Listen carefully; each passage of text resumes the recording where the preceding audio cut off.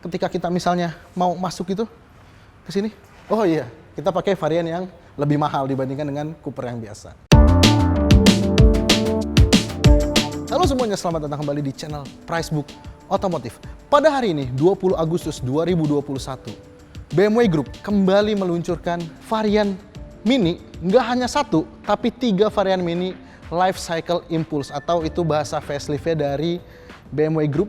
Ya, yang pertama ada ini, Mini Cooper 3 door, kemudian Mini Cabriolet, dan Mini 5 door. Apa aja ubahan di Life Cycle Impulse kali ini? Kalau kalian mau tahu detailnya seperti apa, tonton terus video ini sampai habis bersama gue Dimas Okta.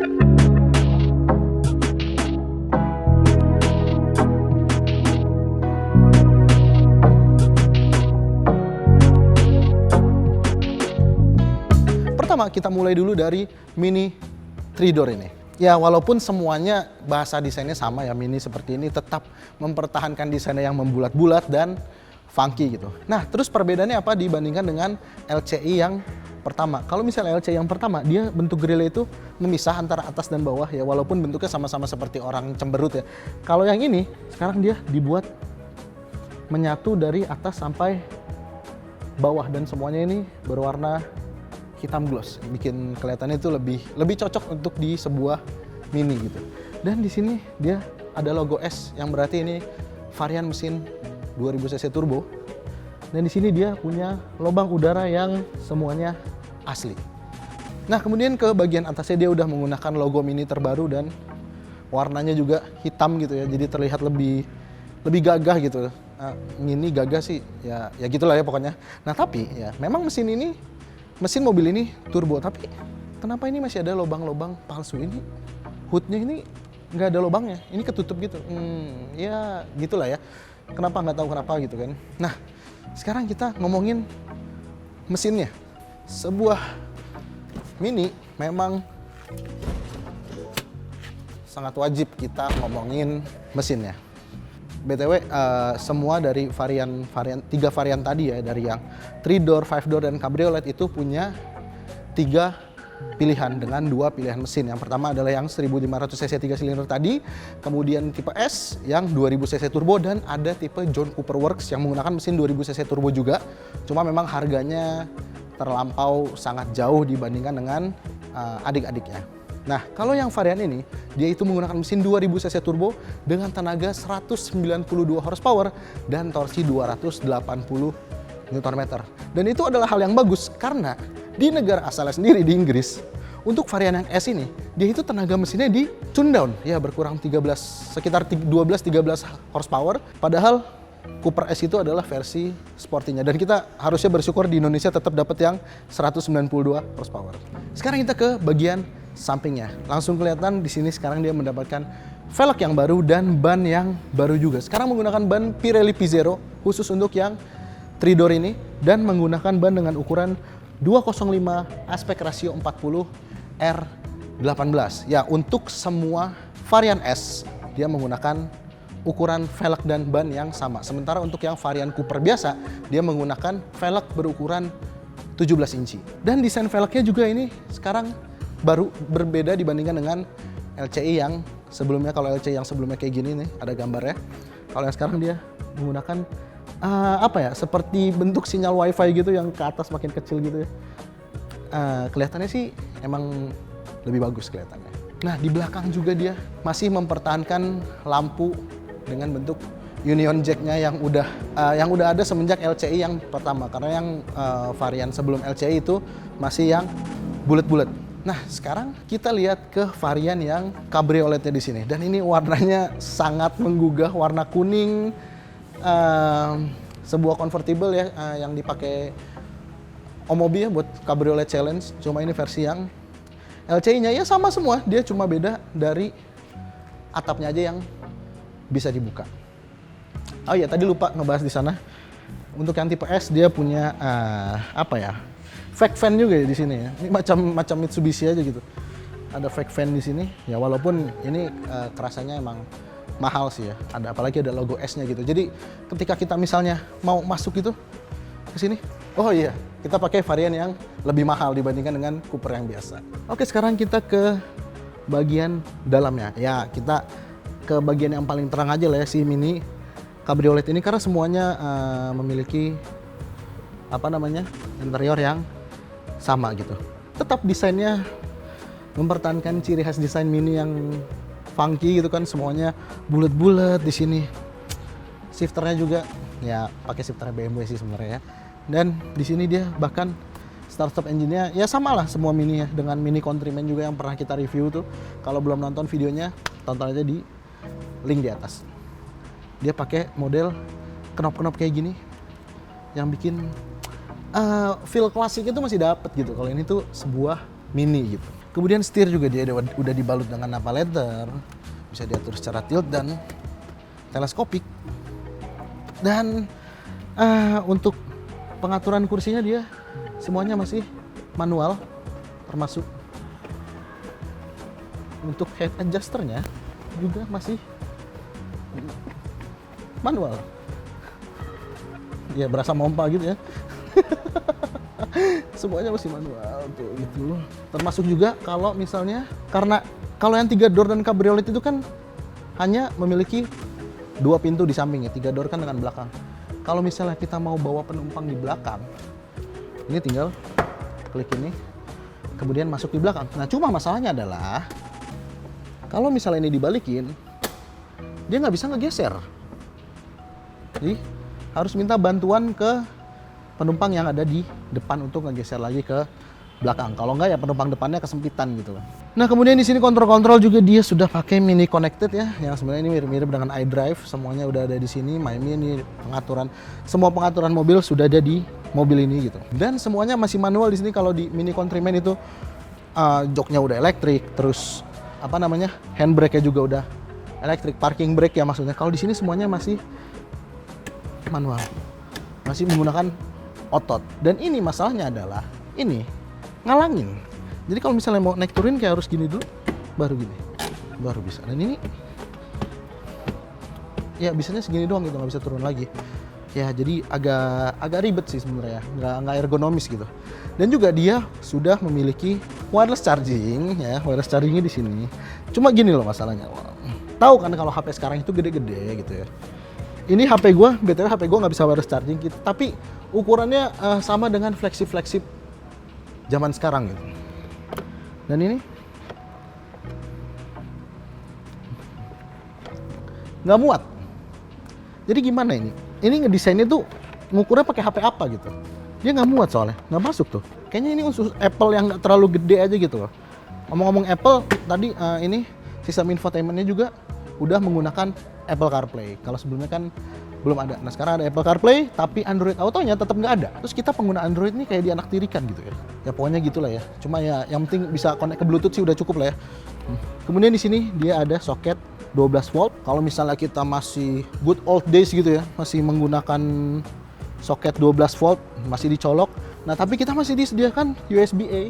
Jadi kalau misalnya Anda udah agak tua gitu lah, belum hipster zaman sekarang, masih bisa menggunakan USB-A. Dan ini juga disediakan untuk anak-anak zaman now karena ada slot USB-C juga. Jadi lengkap slotnya gitu. Jadi nggak perlu kalau misalnya beli mobil ini nggak punya salah satu terus harus beli kabel baru tuh nggak usah lah ya. Tapi kalau beli mobil ini beli kabel sih harusnya nggak seberapa lah ya gitu. Nah kalau khusus untuk yang Cabriolet ini dia menggunakan kontrolnya lewat sini untuk mengatur atapnya. Nah buka tutupnya dia itu sekitar 20 detikan ya. Jadi sekarang kita tutup.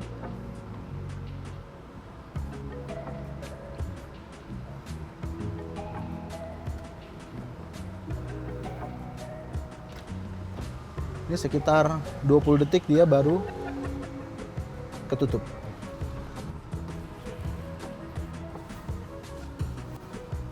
Nah, kalau kita mau ngebuka, dia bisa 2 step bukanya. Jadi, pertama kita ngebukanya, mungkin kalau misalnya nggak pengen terlalu panas gitu kan, ini bisa berperan sebagai sunroof gitu. Dan lebih fleksibel kayaknya kalau untuk di Indonesia ya, pakai atap yang kayak gini dibandingkan yang kebuka gini, itu tidak fleksibel. Kenapa?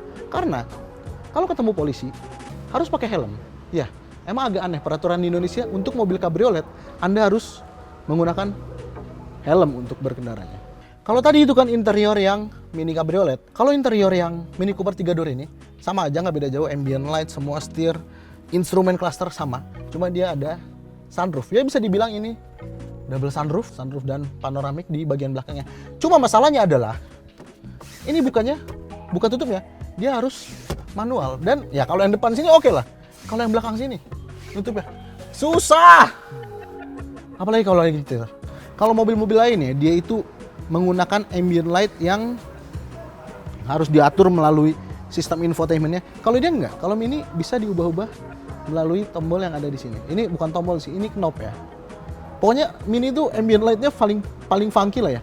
Bahkan di head unitnya ini, di sistem infotainmentnya, itu kayak misalnya kita ngatur AC, dia ambient light-nya akan berubah. Kalau misalnya kita atur ke dingin, dia akan ke sisi yang biru. Kalau misalnya kita atur ke yang arah panas, dia akan ke sisi yang warna merah.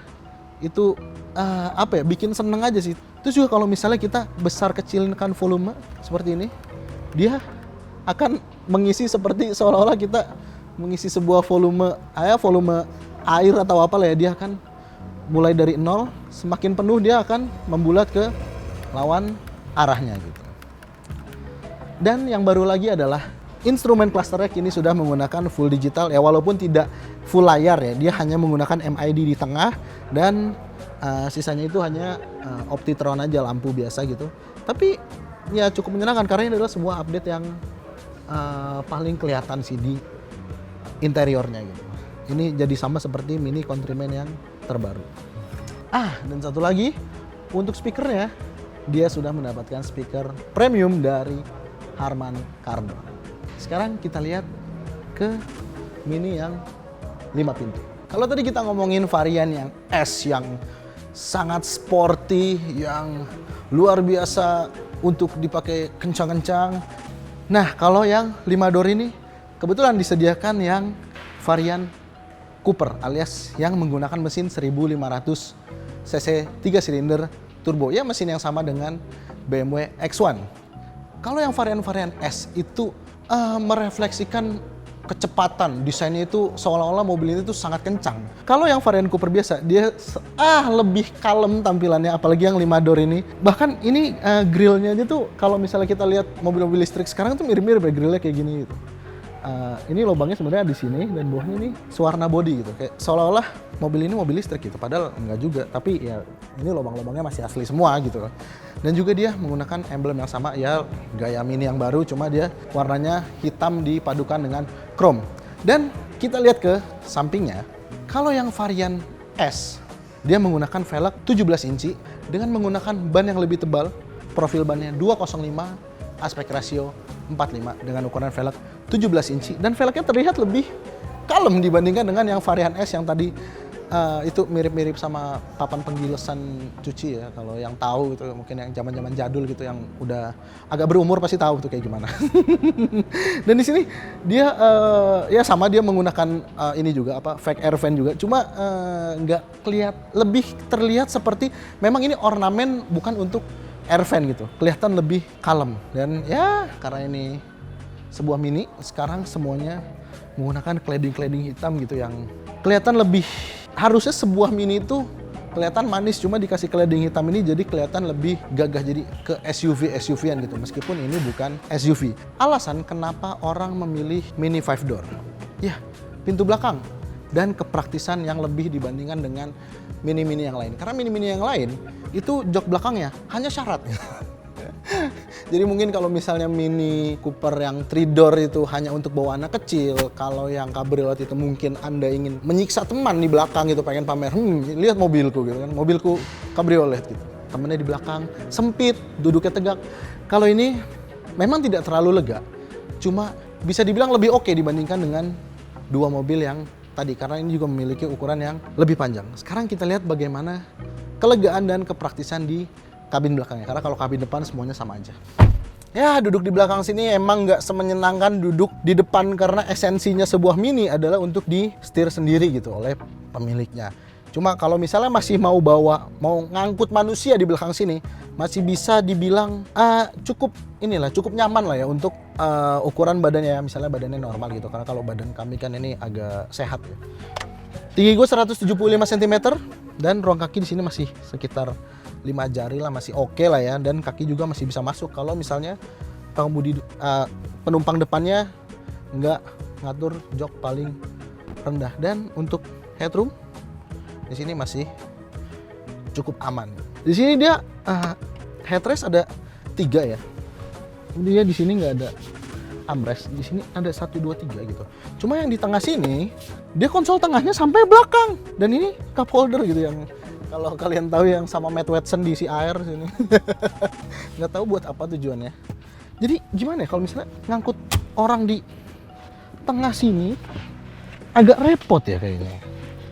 Kaki kanan kiri harus ngungsi gitu. Di sini ada lubang kayak apa gitu ya. Kayak pispot mungkin enggak. Ya aneh aja gitu ya, di tengah sini ada cup holder, duduk di sini. Enggak direkomendasikan sih. Ya kalau bisa di belakang cuma 2 orang aja sih ya. Karena kepraktisan adalah alasan untuk orang membeli Mini 5 door ini. Makanya dia punya bagasi yang nggak terlalu luas, cuma lebih luas dibandingkan dengan cabriolet dan 3 doors. Ya kapasitas bagasi ini emang nggak terlalu besar, dia hanya ada di angka sekitar 270-an liter. Cuma kalau misalnya masih kurang, partial shelf ini bisa dilepas. Ya misalnya ini ditinggal di rumah gitu ya. Ini jok belakangnya bisa dilipat ke depan dan membuat ruang bagasinya lebih luas. Tapi sebentar, ini nggak rata lantai. Jadi agak nabrak nih kalau misalnya masukin barang yang panjang. Tenang. Ini bagian bawahnya bisa dinaikin levelnya gitu. Jadi sejajar dengan joknya, jadi rata lantai. Ya bisa dinaikin level walaupun bukan level 4 sih ya. Tapi ini ya cukup lah. Ya itu dia tadi first impression kami mengenai 3 Mini Cooper LCI 2021 ini. Ya memang dari ketiga varian ini, memang ini bukanlah varian Mini yang termurah di Indonesia. Karena ketiga mobil ini, baik itu yang 5 door, 3 door, ataupun yang cabriolet yang ada di belakang ini, dia masuk ke Indonesia dalam format CBU dari Inggris dan bukan yang termurah. Karena yang termurah itu Mini Countryman dengan harga 755 juta. Nah kalau yang itu reviewnya bisa ditonton, klik link di atas. Kalau yang ini semuanya dimulai dari harga sekitar 800 jutaan. Untuk detailnya nanti kita tulis di deskripsi di bawah. Bagaimana menurut kalian? Tulis di kolom komentar di bawah. Jangan lupa untuk like dan subscribe channel Pricebook Otomotif. Nyalakan juga loncengnya agar tidak kelewatan setiap ada video baru. Gue Dimas Okta pamit, sampai jumpa di video selanjutnya.